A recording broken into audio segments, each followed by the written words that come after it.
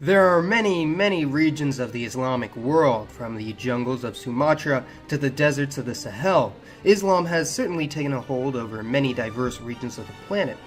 In reality, various Islamic groups have had their own cultures, goals, and civilizations, and often don't even get along with each other. So portraying a Muslim from Somalia and, say, Albania as belonging to any sort of homogenous group other than their religion is quite ridiculous. You can make this argument for some religious groups such as Jews or certain closed denominations of Christians, but Muslims certainly aren't one of them, and through conquest and conversion, the religion has spread from the Arabian Peninsula to encompass an astronomically large segment of land known as the Islamic world.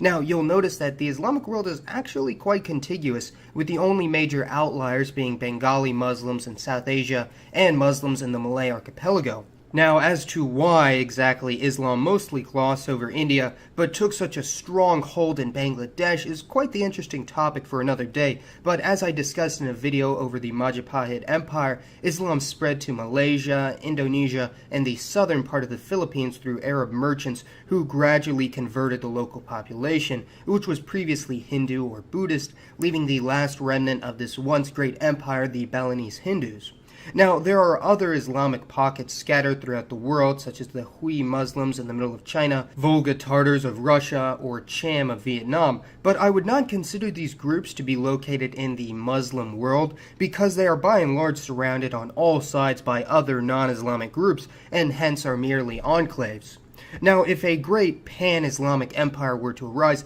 I feel it highly improbable, even in such a universe, that the extreme exclaves of Bangladesh and Indonesia would indeed become external territories of said empire, considering the great distances, and the fact that Bangladesh actually fought a war of independence against its own brother country Pakistan because of the litany of logistical problems, mostly concerning the distance between the two. But just for this video, let's pretend that somehow these global Muslim populations put aside their differences in order to unite as a global superpower, including non-Islamic areas lying in their territory. And I know with that, what little realism was left in this thought experiment was thrown out the window, but hey, let's just pretend this takes place in a parallel universe where these things are possible.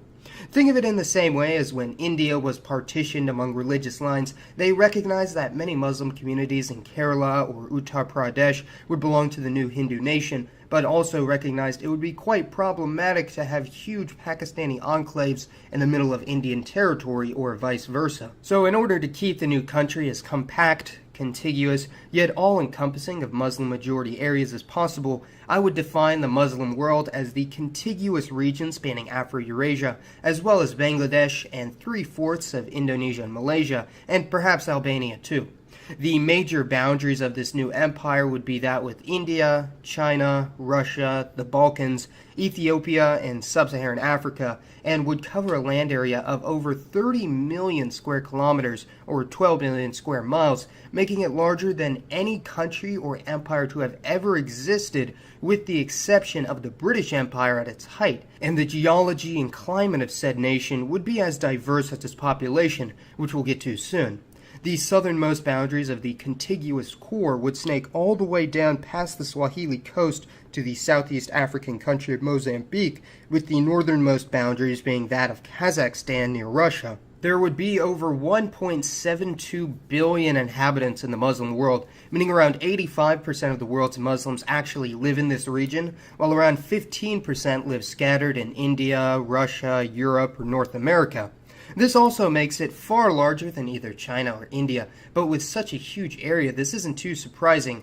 although only 1.3 billion live in the contiguous area, with the other 400 million living in the external territories of Bangladesh or Indonesia. Its official language naturally would be Arabic. As everyone knows, Arabic remains the de facto liturgical language used by Muslims worldwide, even though only 22% of the Muslim world currently speaks Arabic as a first language, and if a truly united Islamic empire were to spring up tomorrow, it wouldn't take all too long for the entirety of the new country to learn Arabic, maybe only a few generations. Although, as in any multi-ethnic empire, regional languages such as Persian, Punjabi, Turkish, Turkish, Somali, Swahili, Hausa, and others would be maintained for generations. The Islamic world is quite linguistically diverse, having representation from nearly every single language family on the planet, but Afro-Asiatic speakers, of which Arabic, Hausa, and Somali belong to, make up close to a third of the Islamic world, with the next largest language family, Indo-Aryan, bringing this up to 50%,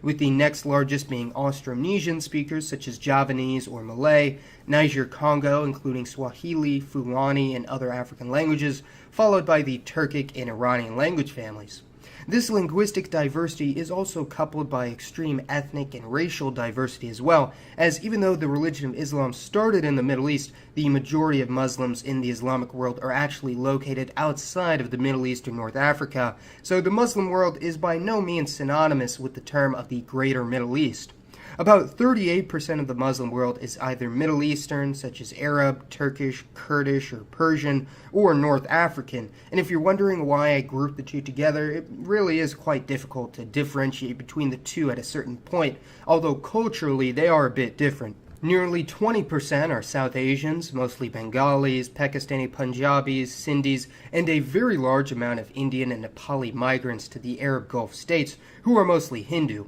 Another 20% are of African ancestry, 14% West African, 2% East African, and 4% Horn African, with Horn Africans such as Somalis being among the first Africans to convert to Islam, and there are also a modest community of a few million Muslims of Afro-Middle Eastern ancestry scattered throughout Arabia, Iran, and Turkey from the Islamic slave trade.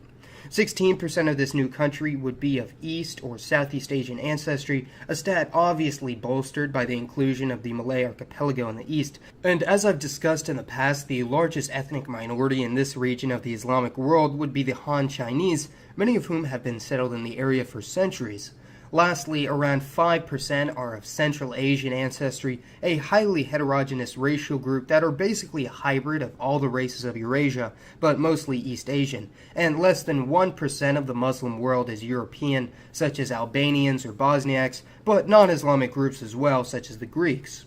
Currently, roughly 200 million non-Muslims live under Islamic law or in Islamic majority areas, although of course some areas are more religiously homogenous than others, such as Mauritania, Somalia, or Afghanistan, all of which are pretty close to 99.8% Muslim. There are large Christian minorities in Egypt, the Levant, Central Asia, West Africa, East Africa, as well as the Gulf Arab states, and all this adds up to over 100 million Christians currently living within the Muslim world, or around 6% of the population. All other non-Islamic religious groups make up another 100 million and include large numbers of Hindus, Buddhists, Jews, and those who still practice animistic religions, mostly tribal groups in West Africa. And judging by official statistics, around 2 to 3% of the Islamic world is irreligious, although some sources claim this to be much higher, as some claim that as much as 10% of Turkey or Tunisia, two of the more moderate Islamic countries, are agnostic or atheist, and this number, much as in the Christian West, is increasing at a steady rate.